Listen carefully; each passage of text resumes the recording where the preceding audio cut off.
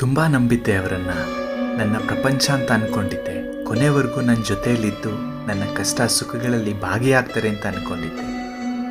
ಆದರೆ ನನಗೆ ಯಾವಾಗ ಅವರ ಅವಶ್ಯಕತೆ ತುಂಬ ಇತ್ತೋ ಅಂಥ ಸಂದರ್ಭದಲ್ಲಿ ಅವರು ನನ್ನ ಬಿಟ್ಟು ಹೊರಟು ಹೋದರು. ಅವರ ನಿಜ ಸ್ವರೂಪ ನನಗೆ ಅರ್ಥ ಆಗಲಿ ಅಂತ ತಾನೇ ರಾಯರೇ ನೀವು ಹೀಗೆಲ್ಲ ಮಾಡಿದ್ದು ಅಂತ ನಮ್ಮ ರಾಯರನ್ನ ಕೇಳಿದೆ. ಅದಕ್ಕೆ ರಾಯರು ಹೇಳಿದ್ರು, ಮಗು, ಅವರ ನಿಜ ಸ್ವರೂಪ